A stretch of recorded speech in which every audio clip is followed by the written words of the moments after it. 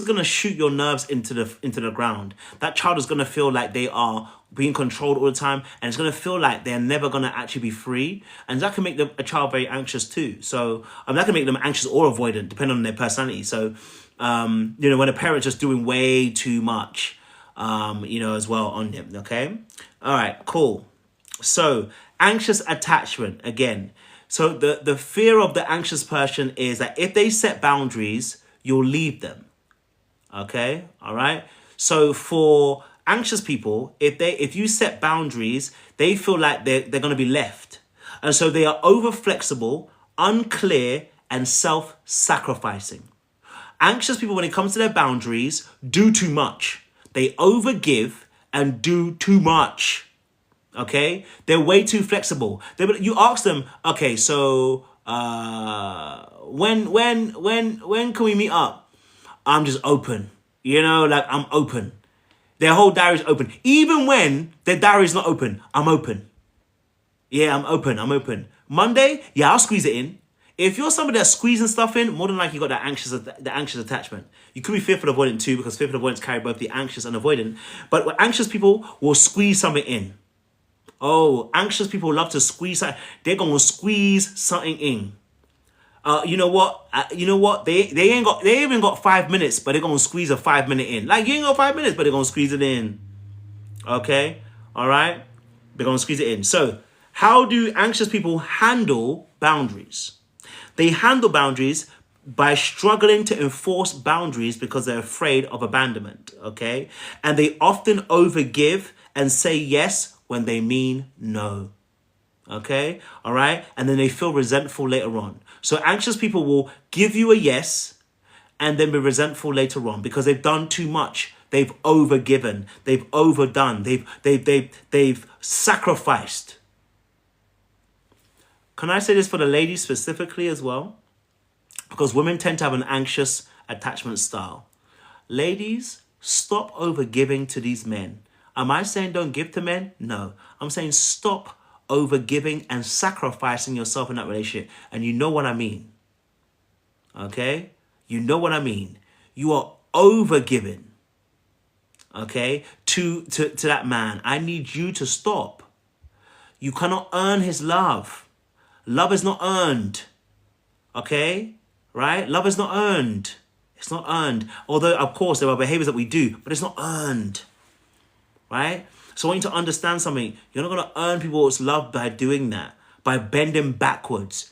If your back is bent over by the end of the week, and you feel like you're drained and you feel like you're tired and resentful because you've been helping so many people, but then you complain at the end of the day, but nobody pours into me. Yeah, because you're not actually giving people a chance to pour into you. How can they pour into you when you're always pouring into other people? When have you ever rested to let them pour into you? You haven't. So of course you feel like you've been cheated. Of course you feel like the equation is off. Of course you feel like it's unbalanced. You've kept on pouring and you haven't allowed someone to pour into you. Sit back. Allow them to pour into you. Sit back. Okay? Another thing that anxious people do is they lose their identity in a relationship. That's right. Well, you silenced is a real word. As Oprah Winfrey would say. Anxious people start to lose their identity in order to maintain closeness. Because they're afraid of abandonment, what anxious people do is one of several things. Enmeshment, codependency, and over-identifying with people's needs. What is that? The enmeshment, in the sense of if they're parents especially, right? They make their life your life. You know when sometimes people say, I live vicariously through you? But that's one thing. But those parents that actually want to be you and are you in your life, they're making decisions for you. They're like, this is what I know that you want. But you haven't even asked you. They're just living your life almost for you. They are enmeshed with you. There's no beginning and no end. Huh? Do you know the men that are with their mothers? Where the mothers are like, basically their boyfriends. Those boys can't do nothing without asking their mother. They're grown-ass men. They're almost to the point they're even kissing their mother. That is what we're talking about. That's enmeshment. Okay? That's that enmeshment, all right? That codependency where you choose people that who need you. Codependency, choosing people who need you. Boyofi, make sure you send me an email. My email's in my profile. I actually coach people. We'll help people. Trust me. You will see healing quickly. So if you need coaching, guys, my email is in my bio. Reach out to me. I'll send you the links as well for it. Okay? Understanding that anxious people get codependent. They choose people who their boundaries will be broken by, because what they want is people who they have to save. They want people they have to build, and they want people that are going to have to be dependent on them. Drunkards, druggies, people that got addictions, people that are serial cheaters. Okay, they choose people that they feel that they can change. Codependency, right? Like, if I wasn't there, they wouldn't do it. You know, if I wasn't there, they wouldn't make it. If I wasn't there, you know, they're going to suffer. If I wasn't there, you know, then they wouldn't be able to complete the task. If I wasn't there, then they're going to, like, oh, if I'm there, they won't get angry. If I'm there, they won't fight people. Stop it. Stop it. Stop it. Okay? Stop it. All right? All right? Number 3 is that anxious people can end up being, okay, people who lose their identity in relationships. They over-identify. What does that mean? It means that they make your needs their needs. They self-abandon. They abandon their needs, and then they make your needs theirs. And then they're going to complain later on, nobody meets my needs. Why would they, when you abandoned your own needs and took on mine like a crusade? How am I going to meet your needs? You didn't even tell me your needs. You abandoned your needs to jump on my bandwagon to get my needs met, thinking that I'm going to meet your needs. I don't even know what needs you need. I don't know, because you abandoned you and then started identifying my needs as yours. I said I need a cooked meal every day. You said, you know what? I'm going to do that. But that, as you were doing the cooked meal every day, you realized that you didn't have time for yourself to be able to rest in the evenings, because you're always cooking every single day. So guess what? You cooked every single day, and I told you I appreciated it, but you still feel empty. Why? Because you abandoned your need for rest and said, I'm going to cook it anyway. Now, do relationships need sacrifice at times? Yes. Do they need compromise at times? Yes.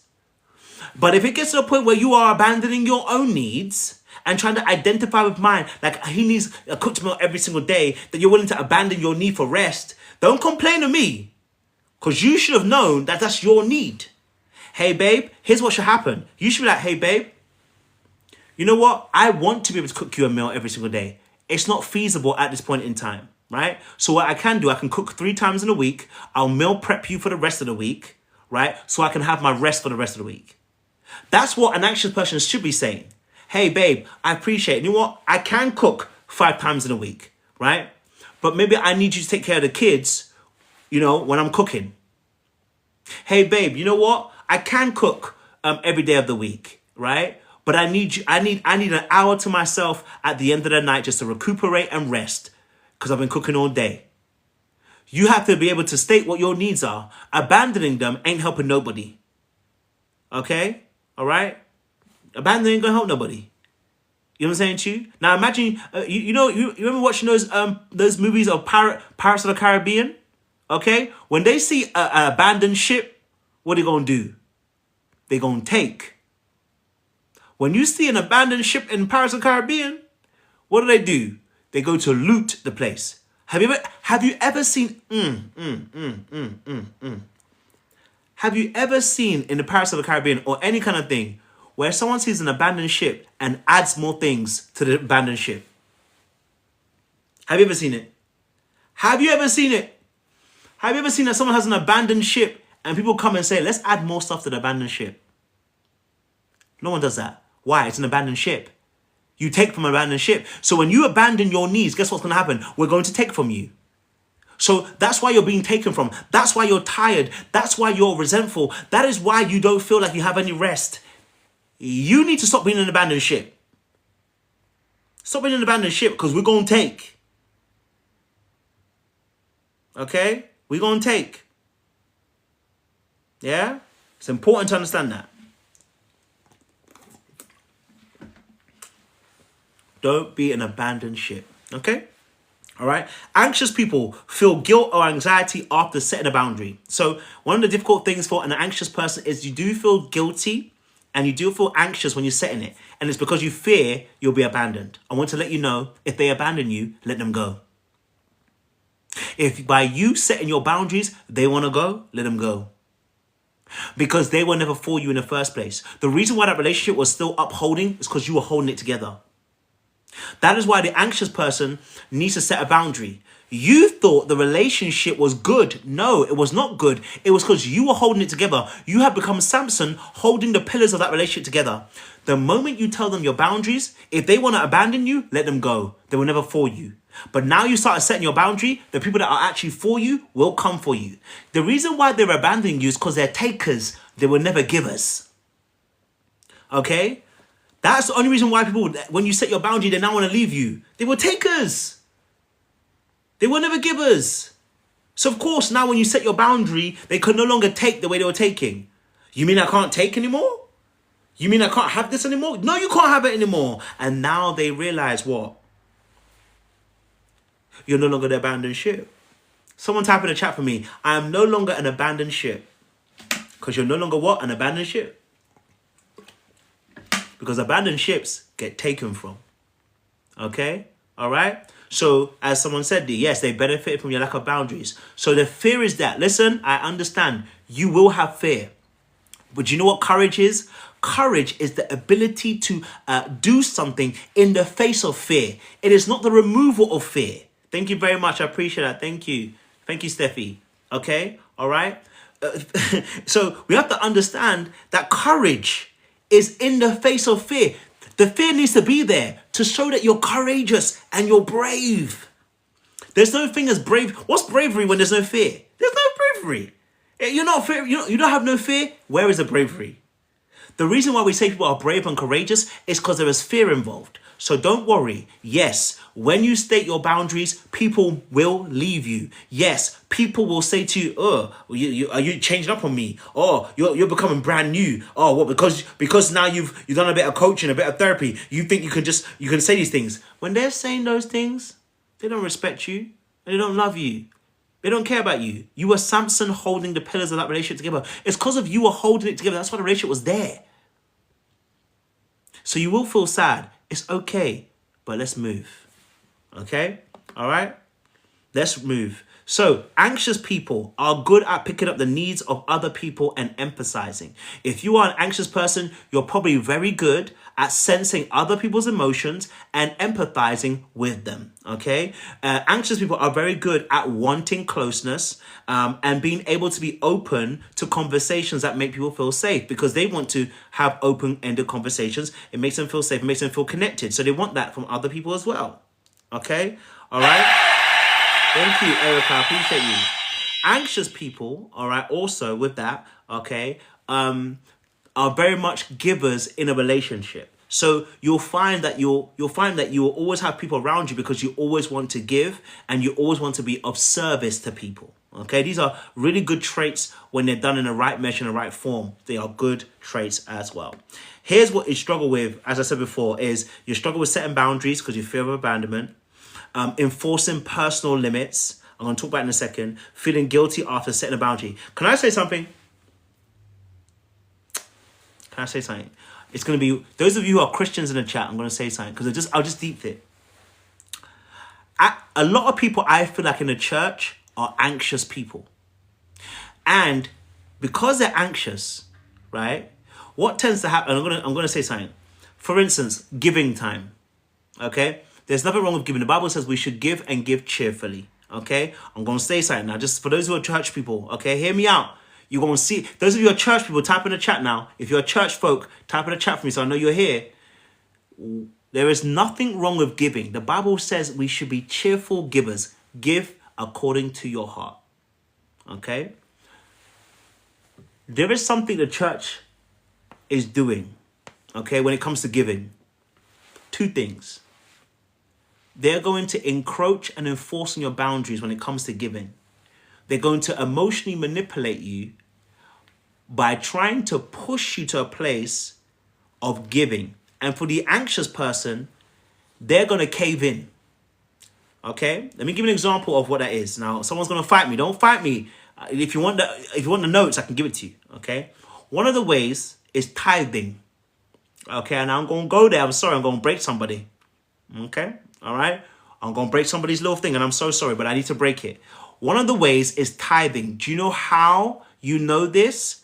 Because oftentimes, have you heard anybody teach tithing without being manipulative? Let me give you an example. If somebody says to you, you can't even give God, if you can't even give God 10% your best, do you really love God? They're now moving into manipulation. And guess what? The anxious person, okay, is now going to cave in because they're going to start feeling bad. And also because they don't have a limit on their giving because they're afraid of being abandoned. Even if it means their church might be abandoned. Right? If you really love God, you'd give. And I'm not saying you shouldn't give, by the way, you should give. Don't get it twisted. Don't confuse my message. Okay? Don't confuse my message. All right? It's that they play on the... See, because the avoidant people are like, you can do whatever you want, but you're not about to get me. I'll do what I want whenever I want. Right? The fearful avoidant and the anxious people, because of the anxiety, they are often caving into the pressures of manipulation. And like I said, when someone closes the doors, like a good brother did on, some months back, and said, close those doors a few days ago, right? It's manipulation. Guess who's going to cave in? Those who are anxious. But let me leave that for now. The reason why I mentioned that is because anxious people oftentimes don't know their limit. Okay? The reason why I'm talking about this because anxious people oftentimes don't know their limit. If you ask them for £100 and then ask them for another £100 again, you might get that out of them. And if you say, "Oh, but I'm really tight right now. Can you give me another 200?"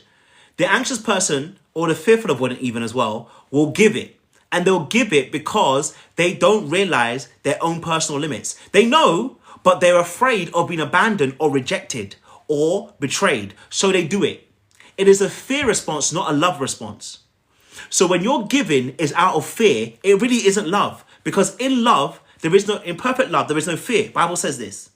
In perfect love, there is no fear. If I'm doing it because I fear you, then I'm not doing it in love. If you're doing them dishes because you fear your partner is going to be upset with you, then it isn't you doing it lovingly. If you are only going to wear that dress or you're only going to wear that shirt, sir, because you're afraid they're going to abandon you, then you are not doing it out of love. You are doing it out of survival, and that is not love, my friend. So you have to really check your motives. Am I doing it out of fear or am I doing it out of love? As Oprah Winfrey would say, is it fear or is it love? All right. So actually, we can suffer for that, right? Because they can give limitlessly. Okay. Here's what anxious people need to do. Okay. If you're an anxious person or a fearful avoidant, you can take the same advice because you fall in the same bracket. Anxious people, this is what you need to do. Okay. You need to learn to self-soothe. Okay. Number one, self-soothe. What does that look like? Okay. It means taking out time for yourself with nobody to regulate you. Okay, as Warren G would say, regulate that. You know what I'm saying to you? Anxious people need to stop regulating all the time with other people. It's good to co-regulate. There's nothing wrong with that. When it becomes the emphasis and the ethos, and that's the only way you're able to regulate yourself, that's the only way you feel calm, that's the only way you're able to deal with stress, that's the only way you're able to deal with anxiety, we're in a dangerous position. We're overly dependent. Then you need to have time to be independent. So let me give you an example. An argument happens between you and your partner. For anxious people, give them 10 minutes, they are sweating. For anxious, give them 10 minutes, they are sweating. Why are they sweating? They're sweating because they're afraid that you're going to leave them now. So they want to sort it out quick. let me sort it out quick. We're afraid of being abandoned. We don't want to take that time to really actually figure out how we feel. And what this leads to, because they're afraid, is it leads to them saying things and agreeing to things that they actually don't agree to. So they will say yes to things that they want to say no to, or they'll say yes to things prematurely. They haven't really thought it all the way through, but they'll say yes to it. So when you're having this argument, you're actually in the most, when you're having an argument, okay, that's your most vulnerable time if you're an anxious person. Because if you got somebody you're dealing with, let's say for an avoidant, or even a narcissist, and I'm not saying an avoidant is a narcissist, by the way, just want to make it very clear, but avoidants normally take, they don't give. You're dealing with somebody who takes. You are at your most dangerous place when you have an argument. And then you are at a place where you're running back to them. Stop. When you have an argument with somebody and there is conflict, yes, it's okay to say to them, listen, hey, I need some time to process what really happened just now. I'm going to give myself half an hour or an hour. Why? You need time to think about what just happened. If you rush it, you're about to say yes to something that you don't really mean, or two, you're about to agree to something that in the long run, you're going to be resentful for. Because you just want them to come back to you. Because you're afraid that if you don't patch up things now, they're going to abandon you. So here's what you do. Let's say you have an argument. Okay? As someone said, form response, yes. Let's say you have an argument. Okay? You are going to feel those feelings. We're not going to deny it. You see, what happens is people try to fight. Don't fight the feeling. As I said, don't fight the feeling. You're going to have a feeling that you're going to feel like that someone's going to abandon you. I'm not saying fight it. What I'm saying to you is that may be how you feel. We can acknowledge it. Hey, I do feel like they're going to abandon me. I know that's not the truth. I don't have to deny it. I can agree. I can say, hey, I acknowledge it. I acknowledge that I do feel this way. Because we can't pretend you don't feel that. Right? We're not there yet. So when we start pretending we don't feel that, you're really not being truthful. It's almost like when Christians say, speak it in faith. If you know, don't say you're sick. You know what I'm saying to you? No, Negro, you are sick. Go to the doctors. Stop denying it. Okay? Unless, and true faith, can I just say this? For the Christians in the chat, true faith is a revelation of what God has given you. This faith that you do where you say, I just believe it, isn't necessarily true faith. You understand what I'm saying to you? Faith is a revelation of this thing to be true to you. This is what the Bible says, that when Peter was asked, who do men say I am? In Matthew 16, verse 18, he said, who do men say I am? He says, you are the living Christ. How? And it says, who was this revealed by? The Father. The faith that people have needs to be revealed to you. So you can say, I'm not going to be sick, I'm not going to be sick. Yeah, and I hear it. People are going to give you testimonies upon testimonies. Yeah, people have tried that and they're still sick. Why? Did they not have enough faith? No, because the revelation needs to come through. Unless God reveals it to you that you're going to be healed in this state, my friend, go and take that tablet. Go and take that paracetamol. The same thing happens with anxious people. Okay? I want you to understand, okay, first and foremost, we're not going to deny the truth in front of us. We do feel anxious in this moment, and I do feel like you're about to abandon me in this moment. I'm going to accept that that is a feeling I have. And then I'm going to say, but that isn't the truth. Feelings aren't the truth. They're just messages. Let me say again. Feelings are not the truth. They're just messages. So I can say, you know what? I do feel this way right now, but that isn't the truth. I anchor myself in truth, not my feelings. I don't deny my feelings, but I anchor myself in truth. I'm on the solid rock, not on the sands. I have deep roots, so I'm not blown over easily. But I can stay. I do feel this way, but here's the truth. I do feel anxious and I feel like I'm going to be abandoned. But I know the truth is they're not going anywhere. They haven't said anything like that. And that's why you need time alone so you can process what happened. You had an argument. They said, you're annoying. Okay, they said you're annoying. Did they say they're leaving you? They said you're annoying, but did they say they're leaving you? Did they say that they are done with the relationship? Did they say that they don't want this relationship anymore? They just said that you're annoying. They're not leaving the relationship. That's number one. Number two, okay? When you have let's say you have a conflict or whatever, give yourself at least half an hour. Give yourself some time, 15 minutes, whatever. Process what you're feeling. Why? Because what you can do, okay, when you get good at this, what you can do is what we call RTT. Okay? RTT is real-time truth. What is that? Real-time truth is acknowledging the thoughts that you have in real time. So here's how it works. Okay?